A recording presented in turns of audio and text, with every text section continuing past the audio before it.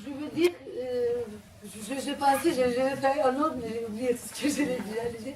Mais je peux vous dire que dans mon roman, La Maison du Bosphore, je parle toujours d'un demi-espoir. Alors je crois que quand vous écrivez quelque chose, après vous vivez. Je crois que maintenant je suis dans le demi-espoir.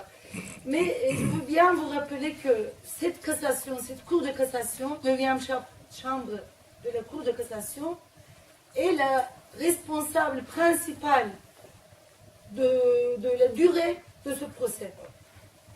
Parce que j'étais toujours acquittée, c'est cette chambre de cassation qui avait cassé le procès. Cette chambre de cassation avait joué des rôles très importants pour les autres procès aussi, comme celle de Ranting avant sa mort, après la décision de cette chambre de cassation. Ranting, il était tué. Alors, il ne faut jamais oublier ça.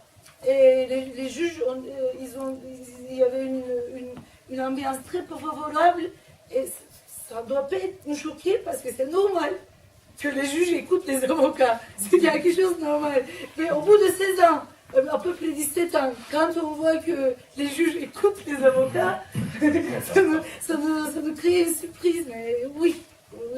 Mais je suis sûre que c'est grâce, premièrement, la persévérance de mes avocats, premièrement, parce que eux, ils ne m'ont pas quitté depuis 16 ans. Mais pas quitté seulement en tant que personne physique, mais vraiment en travaillant. Et par exemple, je sais que les deux avocats surtout qui ont parlé au début, ils n'ont pas sorti de la maison depuis 2 semaines, comme travailler une thèse. Mais c'est une thèse qu'ils ont soutenue depuis des 16 ans.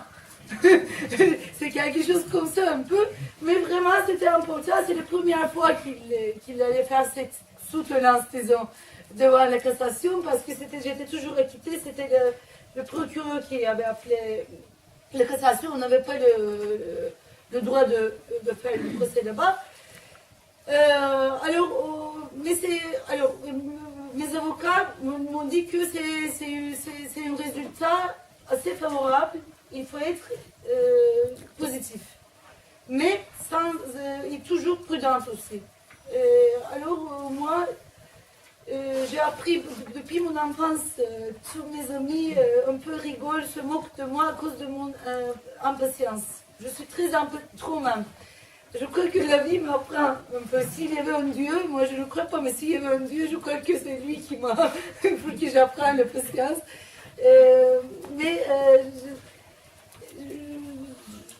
Hier à Istanbul, après le procès, le lendemain du procès, il y avait des interdictions à Istanbul le 1er mai, après place de Taksim, et il y a plein de blessés, il y a plein de gens il y a 2 gens qui ont perdu leurs yeux, il y a 2 balles qui sont entrées dans le crâne des jeunes gens. Hier, moi, j'ai manifesté 1er mai à Strasbourg, où il n'y avait pas la police, il n'y avait rien, il n'y avait pas d'interdiction. Alors, je crois que tous les luttes sont liées l'un à l'autre. Et moi, je suis ici, mais je serai là-bas, je serai partout. Et je vais continuer à poser des questions. Et je suis sûre que ma posture donne la force aux autres résistants aussi. Voilà, on continue. On continue avec un peu plus de l'espoir. Un peu la moitié, c'est plus que la moitié, je crois. Merci.